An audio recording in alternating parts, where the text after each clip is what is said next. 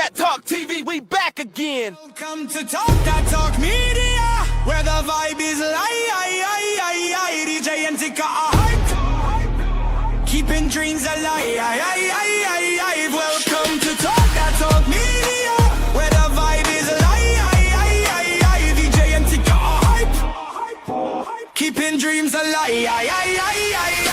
Bringing you reactions, reviews and slick recaps. Join the conversation, no time for mishaps. Trends will uncover, every beat devoured with fresh insights and energy will never tire. From pop culture to the latest in the game, dive in with us. You want to stake your claim, don't forget to like, share and subscribe to Talk That Talk Media. Welcome to Talk That Talk Media.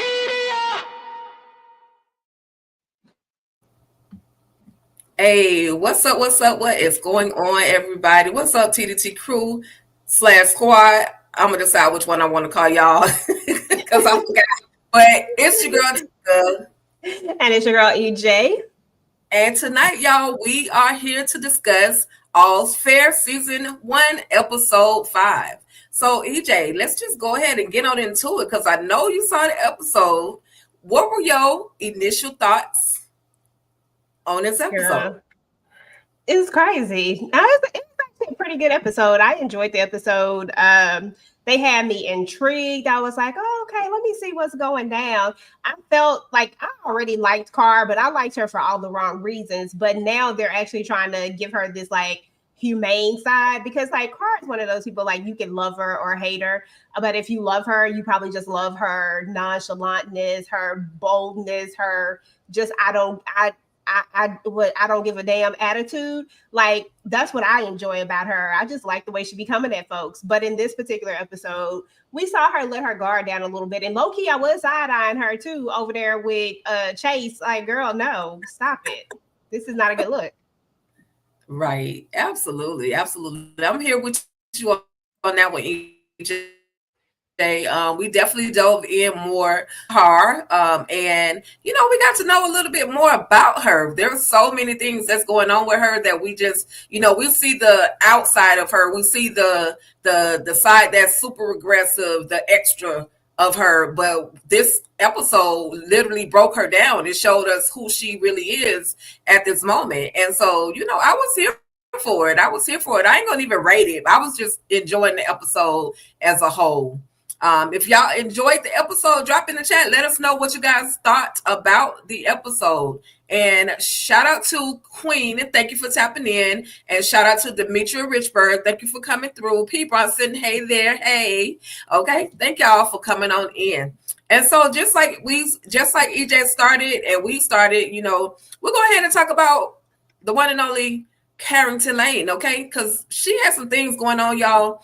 And I was just like, oh my God, did I not know at all? First of all, we find out that Carrington has a daughter by the name of Amabel.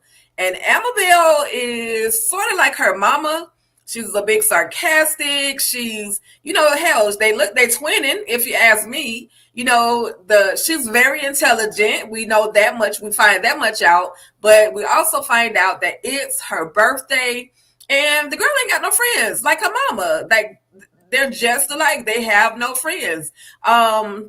So she tries to give her these exquisite cupcakes to try to invite a few people over to the party or to what could be a party. But how you gonna have a party with no friends, right? Well, she says you can invite my nanny, you can invite the music teacher, like anybody except some kids under the age of 65 were invited. She also mentions Sebastian.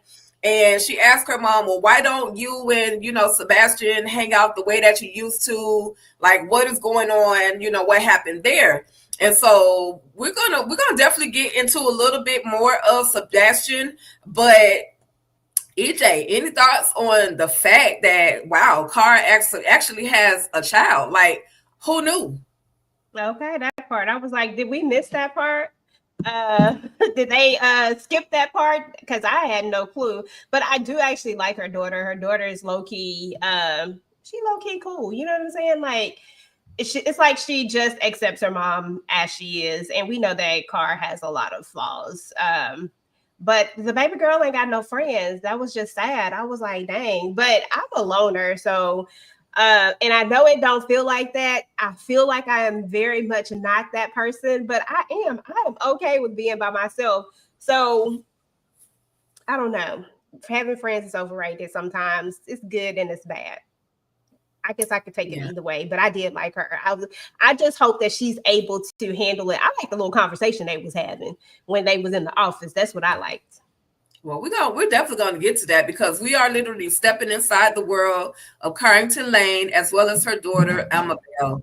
And mentioning moving on, we see where Carrington has a case. Now she goes to this case, but she's late, and the client goes by the name of, what was her name? Hell, I forgot. Fallow, Willow Fallow. She was a butthole anyway. I mean, like, how can a character represent someone who's like just like her? But that was the case. But with that being said, she was late, and because she was late, Willow was already kind of like side-eyeing her. But then not only was she side-eyeing her, Carrington looks down at her phone, and there's a memory that pops up of her. I'm assuming it's Sebastian. We're going to find out later on that it is Sebastian and her daughter. And it's like 1 year ago. So what happened to this friend? They're building it up for us, y'all, to figure out who this friend is, aka Sebastian. And then we see where she is, she starts to cry. Like, this Carrington actually got tears. Like, I was like, what? Like, she actually cries. So I was just like, okay, oh my God. Okay, they're giving her some feelings. They're making her human. I understand. I see where we're going with this whole thing. Then we also see that she is, she's going up against opposing counsel, aka Alberta Dome, who's portrayed by Lorraine Toussaint, aka Queen Latifah's mama from Equalizer, and so many other projects, y'all. This queen has been in some of everything. But we find out that, after Carl walks out of this, after she basically quits, because she was like, I know you're about to fire me anyway, so I quit.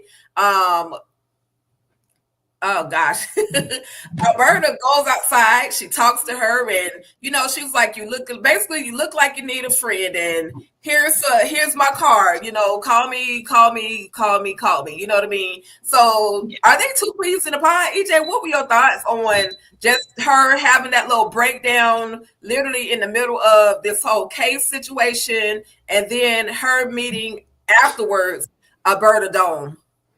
I was like, oh, so she is a real person. Okay. I was, that's exactly what I thought about her initially, because at the end of the day, sometimes Cara doesn't really feel like a real person. It just feels like she enjoys this place that she's in, but it really felt like, nah, I really don't enjoy this place that I am in. And I actually had someone that I really cared about. And clearly something has happened. We don't know at that point, but clearly whatever it was evoked an emotion in her. And we know that she don't really be showing emotions like that. Like, she really piles, like, she really tries to cover things up. And especially in the middle of a meeting like this, she definitely doesn't. I didn't like the way old girl came at her anyway, the little chick who used to play on Once Upon a Time. I don't know what her name is, but I did used to like that show. Once Upon a Time is my show. But that's what she played in. The lady, when she was like, you're late. Listen, she is going through some stuff. Like, read the room, lady. Stop playing. But I love seeing Queen Latifah's mama from Equalizer come up in here. I was like, okay. But I did not like that I didn't like the reasoning. I know I don't really have a strong connection to them other ladies over there yet, but they are still the main cast. We can't just, I can't just be going against them. Like, come on, man. Right. Yep. Yeah, we're gonna talk about it. But we also see where she done slid her little hot tail over there to Chase. Okay. She's over there, and it's almost as if, of course there's an attraction. He's a handsome, sexy man, but she's there more like, kind of like, to me, she wasn't giving that sexual energy. Like he was giving more sexual energy than she was, but she was also drinking, but she was able to restrain herself from like really getting down and dirty, because she was telling him, your hair is greasy, like you need to wash your hair. And he was saying, well, basically wash it for me. And so they literally do just that. He sits down, takes his little pants off, sit down in the chair outside. That was a dope ass shower too. I can't even lie. That was a nice shower on the outside where the pool was. I know it's like the little pool shower. So she sits down in the chair. She was washing his hair. She was getting all sensual, and he kind of getting turned on by the situation. And I was just like, Cara, you better not. Like, I already don't like you sometimes, but you better not do what it looks like you about to do. And thankfully, y'all, she was able to restrain herself, even though she was drunk as whatever, and ends up getting pulled over by the popo and ends up having to go to the jail cell, y'all. And EJ, what did you think about their moment? The moment between Chase as well as Cara? Crazy. Like what? Like Chase, all he want to do is get down and dirty with any and everybody at this point. I told you that man spreading his seed all over the place. Now you want to spread your seed over here with your lawyer, the lady that's supposed to be helping you with this divorce. Like you're still not divorced yet. You're still in the middle of a big, crazy divorce. So with that being said, how in the world are you going to fix yourself to even try to come on to your lawyer? If this goes badly, then guess what? There is no hope for you, because you won't be able to get another lawyer, especially not as good as Cara is going to be against, the Allure. You know what I'm saying? Like there's no way that this is, or technically she's really going to be going up against, what's her name? Dina. Yeah, so technically you're going to be going up against her. The last thing you want is to lose your lawyer. And why does he think everything has to, like, I feel like this is the way he gets everybody. I feel like this is what he does. He knows that he has this thing about him that's, a little bit of, sexiness. It's like bringing people, we got eyes, we can see, I don't like him, so I don't want to give him any, like, compliments, but my eyes still work. Okay. And at the end of the day, I was just like, Cara, don't do this, do not do this. I just felt like it was highly inappropriate for this supposed to be your lawyer, and then the fact that she had to fight this so hard, like the way I would have, like, sir, I'm your lawyer, this is not gonna happen. Like I don't know. I just didn't like it. I didn't like how she was smiling. I didn't like none of it. And then we already know what he been doing. Yep. He definitely been sowing his seed all over Cali. He got that Cali seed. Okay. Y'all heard the Cali weed? He got that Cali seed. Okay. He been all over the place. But again, she's human. Who knows how long it's been since she been with a man, like a real man, like who knows? Okay. So, temptation is temptation. But again, we're grateful that she was able to restrain herself. He definitely could have messed it up for himself by going that route. Because at the end of the day, Cara giving me, I would get in my emotions about you. So, I would get a little crazy on you. So we are not, sir. We indeed are not going to do this. So anyway, I love her restraint. That's all I can say. But unfortunately, Abu, she ended up getting drunk AF. Okay. She was lit. She was lit. She had way too much to drink. She ends up getting pulled over by the police officer. And she's like literally trying to play with his name, knowing you drunk as hell and can't read this man's name. His name was Officer oh Jesus, I can't even say it. Girl, you can't even say it. Chris Blisky. I'm gonna get it one day. But it was. She said, "Is that what did she say? Is that Russian? No, not Russian. Did she say it was?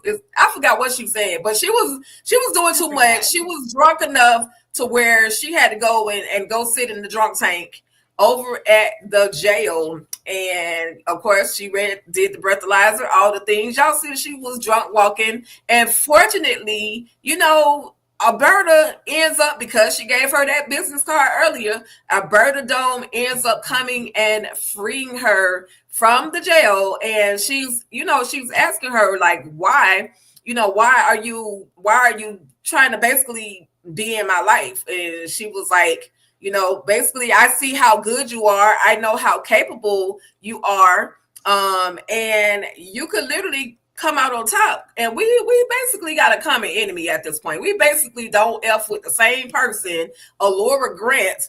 And I think we can rock out. I think we could do all of the things. So, any thoughts on the drinking and driving and getting pulled out of jail from Alberta? Girl, thank goodness for Alberta for her, because she ain't got no other friends. She couldn't call Sebastian clearly because they ain't on good terms. Because I'm not coming. But yeah, I just thought it was interesting. I didn't think she was that throwed, like, except for when she started swerving. I said, oh, she throwed, like she is out there. I see. But when she left, it didn't feel like it. Felt like if she had been that drunk, her and Chase would have been over there in the bed. At this point, I would have rather you been rolling around in the sheets with Chase than to get a DUI. Like, come on now, a DWI. Yeah, she was, and then she was singing, like she was vibing so hard that she was doing the whole look. What's that new little dance she was doing like this? she was doing it. She was doing it. And then we find out, like, okay, so after she gets out of jail, there's another thing that goes by. And we finally get to meet Sebastian. Who the heck is Sebastian? So we find out that Sebastian basically was her donor, her sperm donor, who is Amabel's actual biological daddy. And Amabel calls him Uncle Sebastian. So Amabel don't really know that this is her real father, her biological father. But I'm pretty sure this was one of those cases where she went to him and was like, hey, I really want to have a baby. Can you help? And he volunteered to help. But then when he got into the situation with his gay lover and, she was like, I'm not taking my child over there to your house with your gay lover. You can do whatever you want, but I'm not having the baby involved. And so she took Amabel, out of his life. So we find out that, I mean, they're you can tell they're real friends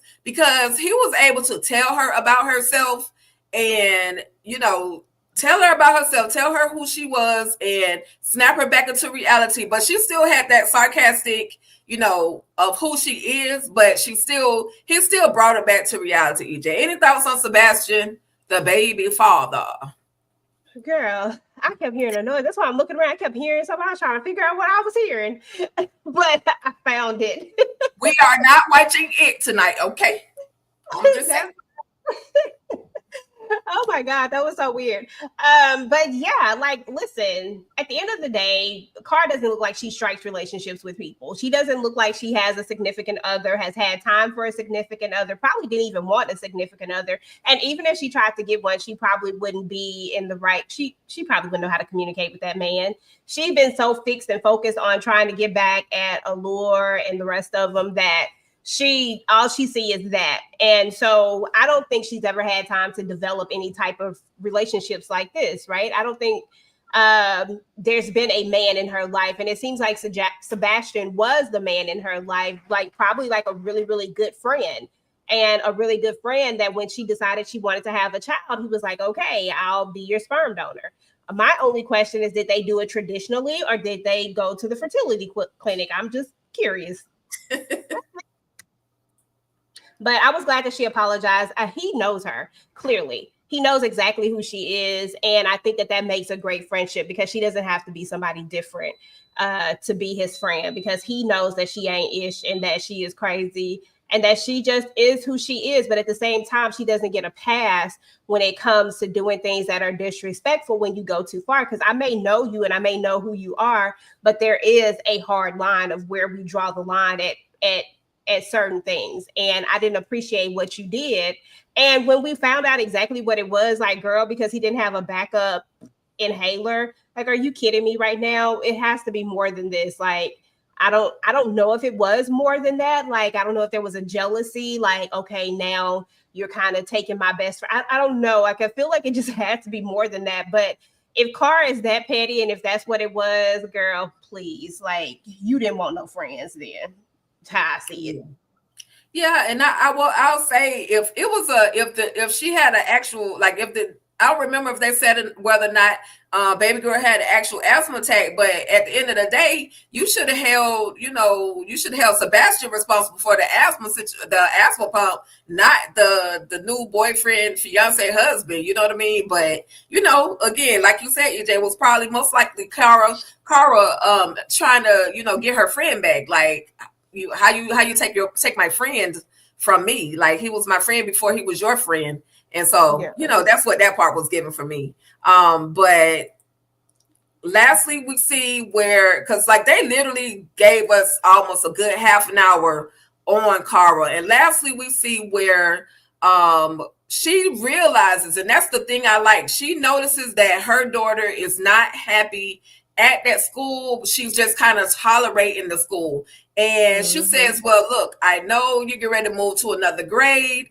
And there's also a chance that you can go to another school. Like you can transfer and go out to this other school, a nice school, somewhere that you'll feel comfortable with other kids that are just like you. And so we find out in this moment, because Amabel has to write some form of essay to get into this school. She talks about how Cara was a cutter.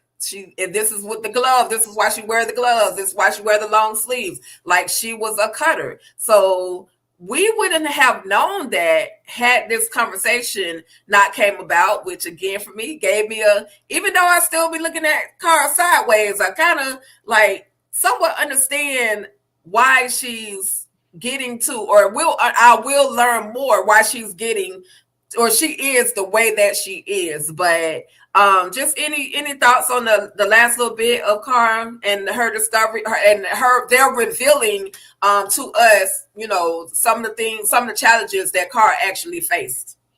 I actually just appreciated the fact that she has these conversations with her daughter, and that her daughter knows about this, and that it's not something that she tried to hide. I appreciated the way that she's like, I taught you better than this. Like basically that side is boring. How are we going to get to like what are you supposed to do? And then she digs a little bit deeper and is like, okay, we go with the feelings, like how it made me feel. And she says like, I wondered where I would be if you were to unalive yourself. And that was such a real moment. And I feel like that was such a human moment. I feel like when they show us with her daughter, that it makes Cara actually a human, like it really, really makes her someone that you're just like, dang, she really is just hurting inside. And that really did hurt her when they decided they were going to run off and not take her with them. It's almost like she wants to be chosen and she wants friends. And she felt like they were maybe close, like they may not have been friends, but maybe we were like we're in the same boat together. We're all women at this firm of all these men. So why not, like, why can't you choose me to go with you as well? Like, I actually felt for her at that moment, because that's when it like really, really clicked to me that she just wanted to belong. Right. Something. Like, even if we didn't have to be friends, but I just wanted to belong and feel a part of this group. Yeah, absolutely. Absolutely, EJ. Definitely. Well, we're going to get to two more segments. But before I do that, just want to say hello to everyone that is tapped in and tuning in. For those of you that are on our EJ the TV Junkie channels or the All Things Ruthless channels, feel free to come on over here to Talk That Talk Media. Now, you may not be able to comment as soon as you hop on, but go ahead, hit that subscribe button, give it a few minutes, and then you'll be able to chat it on up with us over here on Talk That Talk Media. But I do appreciate those of you who have already subscribed to Talk That Talk Media. And I'm just checking to see if we have any particular comments, any thoughts. And y'all feel free. Don't just we're not making the conversation about us. Y'all feel free. Drop your thoughts on All's Fair. Drop them in the comments, okay? P. Brunson says, that is something I used to tell my children. If you sit in the corner by yourself and play, someone will come to you and you are in control of what y'all do during playtime. Absolutely. Absolutely. Very, very right. Very, very wise advice. Hey there, Tamika's Den, Candy Love, Patrice Halson. Hey there, thank you for coming through. David Williams, thank you for coming through. Let's see. Just looking for a couple of more comments, y'all. Okay. Demetria, I haven't watched the show yet. I love watching you, EJ, interact. Oh, thank you, Demetria. Oh, thank you. See, tonight we're not even arguing. We never argue, Tika. Or disagreeing, agreeing to disagree. Listen, unless it involves that one person. Right. Yes, we already know. I don't even know if I want to come on Sunday because I already know it's going to be some shenanigans. But we're going to get to that. We're going to get to that. But with that being said, again, thank y'all. And now we're going to move on because there was one actual case that we actually, got to see them, practice other than Kara quitting or fire quitting. Like, other than that, we did see another case. And this one involved Brooke Shields. Like, do y'all remember Brooke Shields from was it Lagoon and oh my God, she was that model. She was kicking it with Michael Jackson back in the day. She was all the things. And so anyway, we see where now this I got to ask this question, y'all. Oh my God, you marry somebody for better or for worse, right? Mm-hmm. Then you decide that because that person has Alzheimer's does not recognize you. You basically want to get a divorce. You want to go and live your life. You say that you can't live your life while you're still married to him. But is it true? Can you not live your life? Because you're not the sole provider or the caretaker, like he's in a nursing home. So what is stopping you from really going out there and dating or, traveling as she said that she wanted to do, she wants to be detached. She wants to be separated from him in order to be able to live her life. But her daughter's like, look, I don't care what you're talking about, mama. I'm in charge of his money at this point because you signed a prenup and you try to divorce him. Basically, you're going to be left with whatever you brought to the table, which is a little bit of nothing because they met, straight out of college. So EJ, thoughts on this whole prenup? And is it okay? Like, I thought it was for better or for worse, but clearly with her, it's definitely not given for better or for worse. So what are you thinking? And her name is Juliana Morse. Okay, so I thought this was such an interesting case and actually brings up such an interesting topic that I would love to explore one day with more people, just because it was kind of mind-blowing the way this kind of happened. Because on one hand, you do understand where she's coming from, but then on the other hand, it feels so selfish. So I'm just going to tell you like my overall thoughts. And as someone who is married, the first thing I tried to do was flip the roles, right? If this was her that was at the nursing home and that was going through Alzheimer's and he was the one that wanted, and she had the prenup and he was the one who wanted this, how would this really go to the audience? The audience would probably say that he was trash. They would probably say, there would probably be no empathy for him whatsoever, right?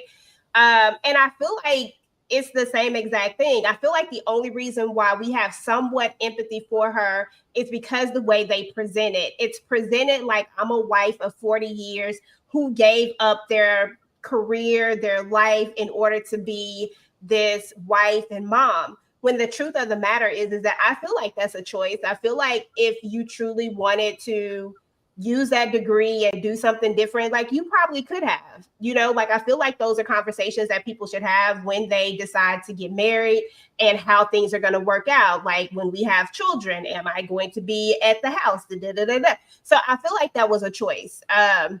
So that didn't like sway me. I didn't have an emotional attachment to that, but I get how some people could, right? So overall, when it's all said and done, I just thought it was highly selfish because at the end of the day, when you take those vows, you say for better, for worse, for sickness, in sickness and in health, for richer, for poor, all of those things, right? And if you truly love this man and there was nothing ill that was going on, like all the rest of the cases, the men were just trash. In this case, it doesn't sound like that. It just sounds like he is just a victim of his mind, losing it, and that's not his fault, right? And for you not to be willing to sit this one out and be like, okay, but this is the man that I married and I'm going to stick this out with him. Even your daughter saying, listen, go travel, go do whatever it is that you want to do. Nobody's telling you not to do that.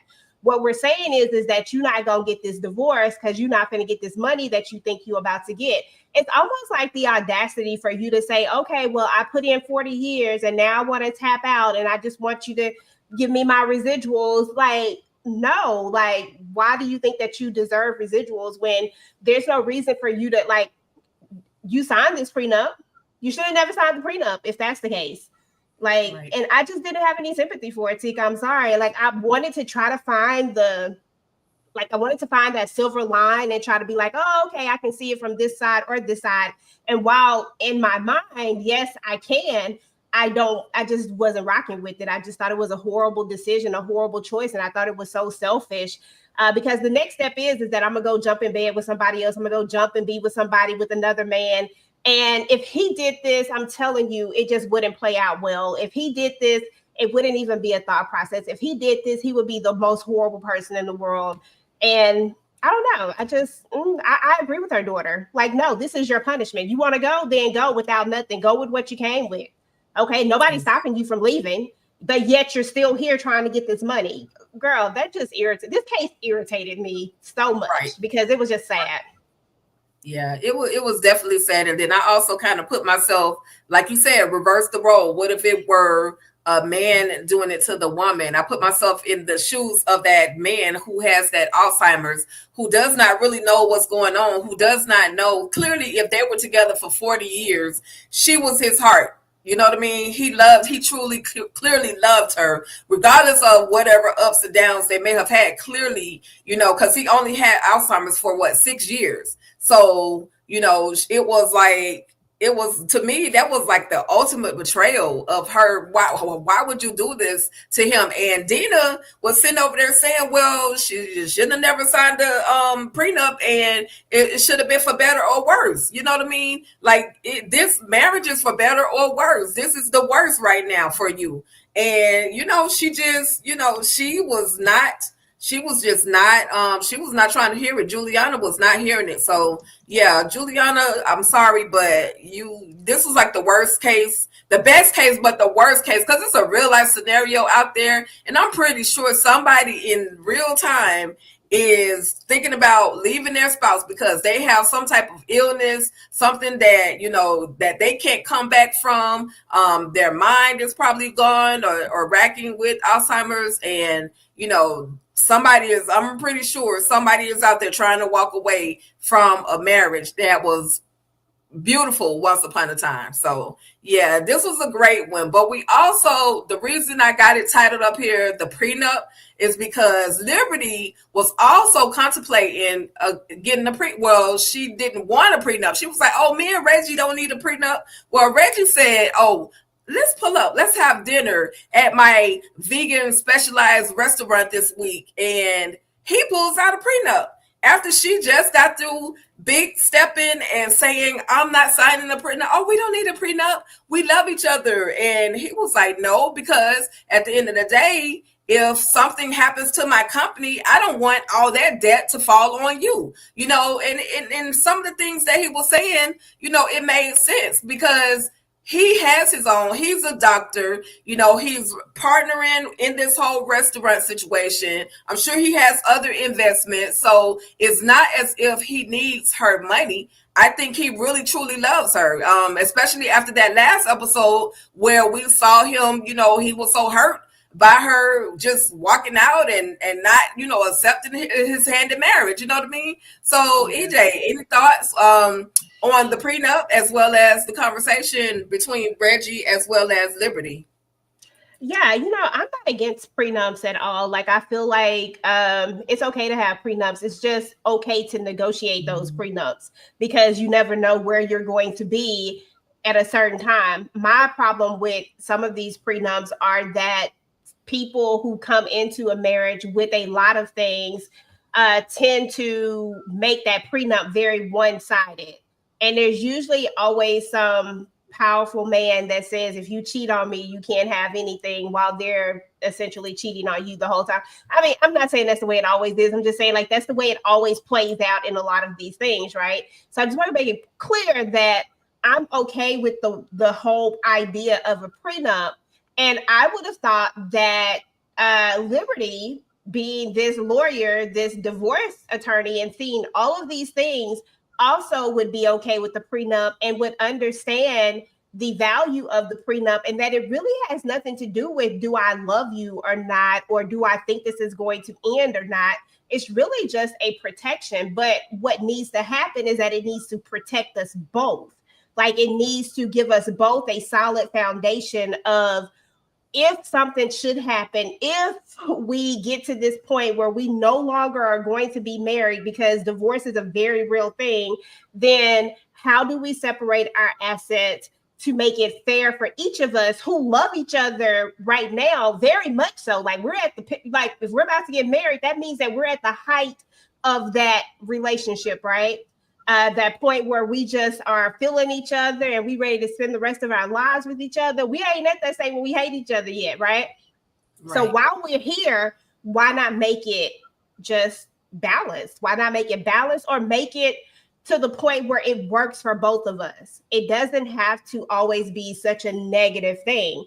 And I was very shocked that Liberty just didn't want it when she said that they did. I was like, really? You see these divorces all the time. And don't you think that every last single one of those women that walked into that room to get a divorce, don't you think they thought the same thing? Don't you think that they thought that they would be married for forever? Nobody gets married to think that they're going to get a divorce. Like, it's just not what people think, right? Unless I'm just marrying you so you get a green card or something. No, that's the only way that I know that I'm about to run out of here and get a doggone divorce, right? Because I'm not marrying you for love. But people who are in love get married to stay married, not to get divorced. So I was just like, girl, what are you doing? And what are you thinking? Like, you've just seen too much of this. So when he does it, I was like, oh, okay, cool. When he's like, listen, but this is just a starting point. We can change it. We can do whatever. Then that shows you that he's really looking out for both of their best interests. And there's nothing wrong with looking out for both people's best interests. I'm telling you, it's a lot of people who wish they had got a prenup. Sorry, I'm just saying, like, it's a lot of people that probably wish that they had just took the time and stopped being in the mindset of, oh, it's negative. You don't love me if you think that that's not what that is. That is not what that is. Exactly. People have the tendency to say, oh, you're preparing for the worst before we even get started. Like, no, we're not preparing for the worst. We're just, making sure that everybody is good at the end of the day. And I, like you, EJ, I like that he gave her the opportunity to read it and say, hey, we can fine tune it however you feel that we should. So I like that he wasn't just trying to throw this on her and say, just sign it. No, he was like, because of course she was an attorney. She was supposed to read it anyway. And so, he was like, listen, this is what it is. And, I'm okay with it. And I don't know if she thought that by asking him for a prenup, it would make him feel some type of way. I don't know what her reasoning behind not asking for it initially was, but I'm glad. And then her crew, Allura and them, were like, girl, I know you're not about to go into this situation without a prenup. Like, you should know better. So thankfully, Reggie is the man that he is. He comes and they had that conversation. And of course, they probably smashed on the table. Well, I ain't mad at it. Go, Reggie.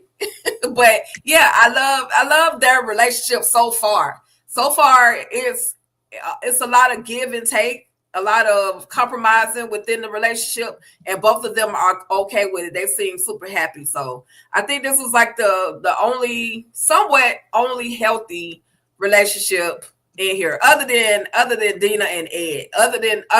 Unfortunately, Ed is going through some stuff, but this seems like the most healthiest relationship, out of the whole project right now.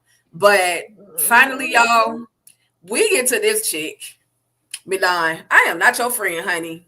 I don't know why. I don't know what the heck is Allura's motives. I don't know why she is drawn to Milan after what she did to her. Yeah, you were my assistant, or you were the secretary, or whatever her job description was.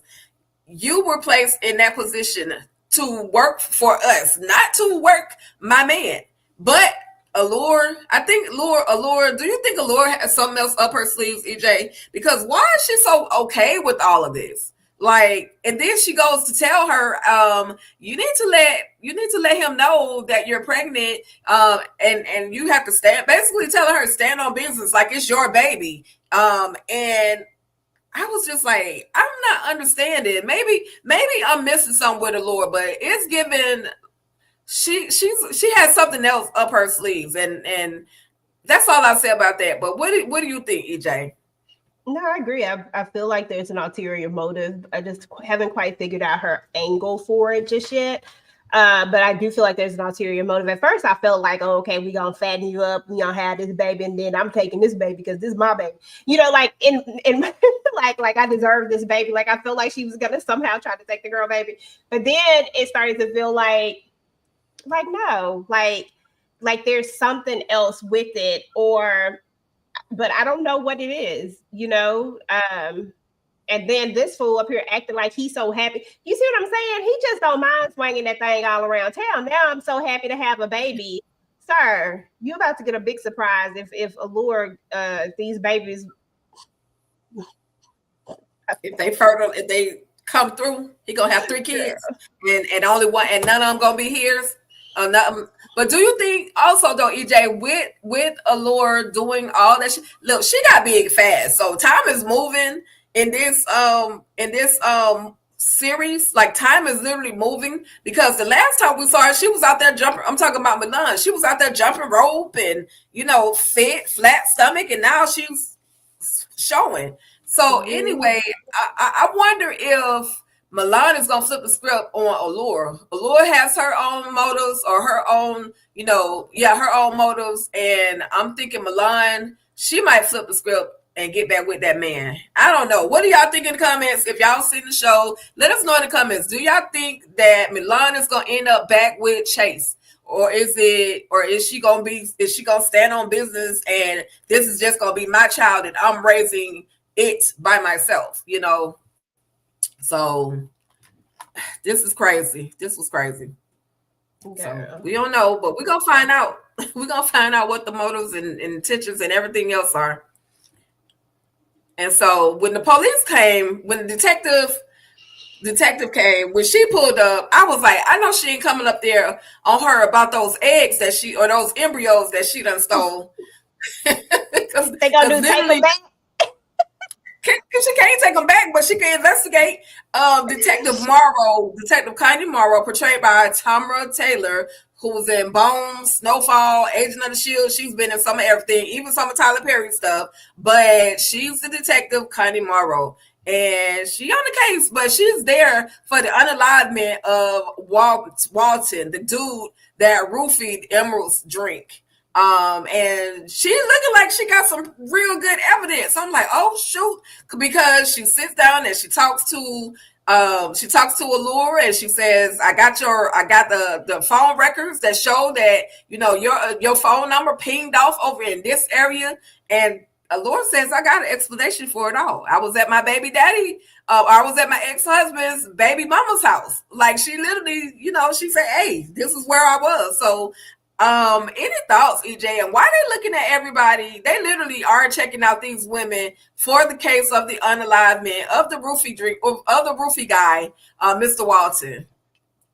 I just felt like this is just one of those cases again where, because this man had money or whatever, you're going to look into his case, but y'all kind of just dismiss, we don't have enough evidence when this man actually committed a crime. And now that he's unalive, here's the crazy part about it is that you don't know how many times he has done this. Like, this seems like something he is very, very much familiar with and comfortable with. And it could be any number of people who want to get back at him. Okay. You just happen to have someone who was knowledgeable enough to actually report him and to do all the things to try to bring him to justice. Right. But anybody could be traumatized right now. Their life could be spiraling. We know all the things that can happen when somebody goes through something like that. And you don't know. They could be over there like just waiting for the perfect time to get back at this man. but y'all coming straight to them because, oh, y'all were because of her clearly being the person that had something that actually had something to say and tried to take him down. And because they were investigating them because you weren't investigating them. And now you over here doing more investigating on this than you were doing when he was out here roofing these people. Because the way I see it, you should have been trying to find somebody else who maybe can corroborate, like, because if I get more people to say that this also happened to me, then you can start to really build a case. But no, y'all didn't care about none of that. So, sorry to that man. Bye. Sorry, not sorry at all. Nobody cares about him. Yeah, but she thinks she found out some evidence, and then Dina walked up in there like, "Oh no, you don't talk to the police without an attorney," and so that was the end of that conversation. But then we also see Dina is dealing with her stuff at home, and unfortunately, and we're about to wrap this thing up, you guys, but we finally see that Ed has let Dina know that the doctor says there's nothing else that can be done. This is it. He told me to say my goodbyes to my friends, my family. And she's like, well, isn't there more trials? Like, aren't there other things that we can try? And he's like, no, this is it. There's nothing else that can be done. So Dina, she is calm, and he was like, I need you to be strong. I need you to be strong. And she's strong in front of him, but then she walks downstairs, prepares her some tea. And honey, that tea did not make it into the glass because she literally smashed and crashed out. She smashed up everything that she could. She threw everything that she could. And just rightfully so, because she's hurt. Like, this is her longtime partner, her husband. Like, she couldn't even cheat on the man, and she went and told him she couldn't cheat, which is why I think she was so affected by the other case of Juliana.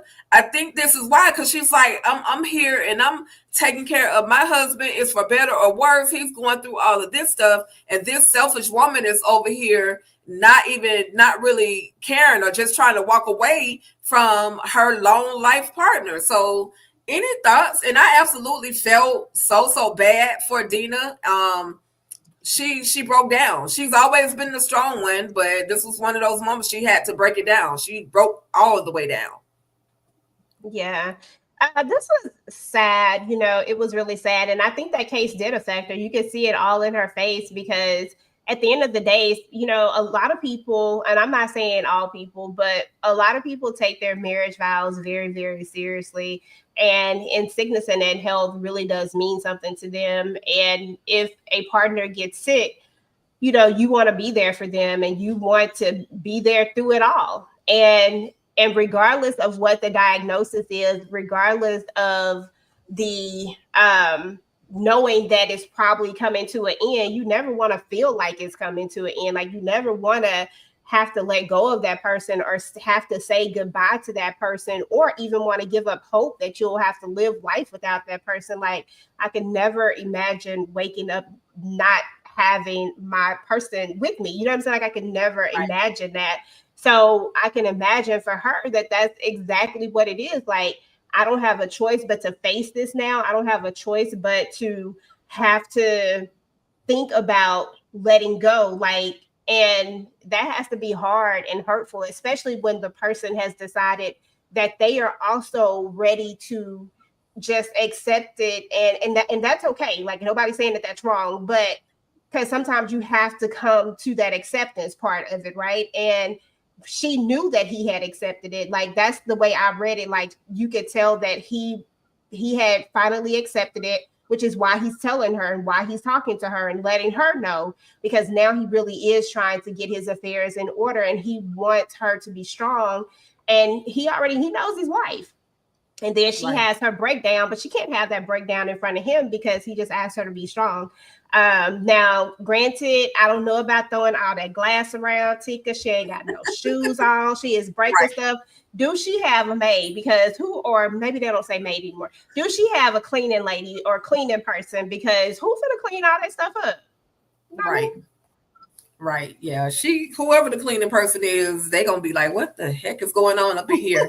But yeah, I hate this for Dina because she just does her best. She tries to, from what I've seen, she tries to be, a good person. She tries to be that person there for everyone else. And, it's just sad to watch her and Ed have to, to go through this. It's another real life story. People are living and dealing with these things every single day. So I love how Glenn Close literally, she gave it. Like, she literally gave it. The tears were heartfelt. They actually had me choked up because I was like, oh my God. Like, I was feeling her because just one, working in the career that I used to work in, two, having family members that I had to care for that literally were transitioning. You don't have to experience it, but if you have some sort of human or some sort of soul, you're going to feel, these different emotions. But yeah, I was sad. But he had to finally tell her, because when the doctor told him the episode before that you needed to tell Dina, he was holding on to it. Like, he was literally holding on to it. I'm like, well, when are you going to tell her what's going on? And so he finally released it. So, like you said, EJ, he had to get some closure as well. He had to come to accept it. And it seems like that's what he did. And now he's giving her an opportunity. Now she has to accept it. But I wish he would have said, can you call some of your friends? Because I need some people to be around when I tell you what I have to tell you.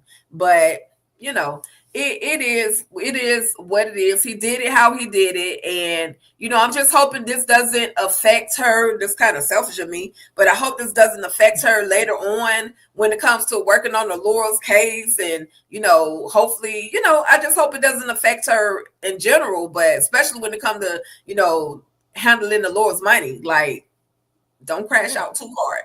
But anyway, y'all, that was literally it. That's how it all went down on All's Fair, season 1, episode 6. If you are enjoying All's Fair, let us know. Comment. Let us know if you're enjoying it. And when you come back, replay game. Whenever y'all come back, y'all see this video up here. Let us know how y'all are feeling about this episode. Any of the episodes, matter of fact, because we're on episode 5, and I think we got 2 more episodes. 2 more, I think. 2 more to go. So either way, come back to Talk That Talk Media and let us know how you guys are feeling about All's Fair. With that being said, I'm going to do one final scroll through the comments, and then we're going to be up out of this thing, EJ, because we have literally done what we came to do at this moment. Yeah. P. Brunson says, that is something. Oh, I'm sorry. I did read that one already. Motown investor, men leave their wives when they get sick. Well, that's selfish.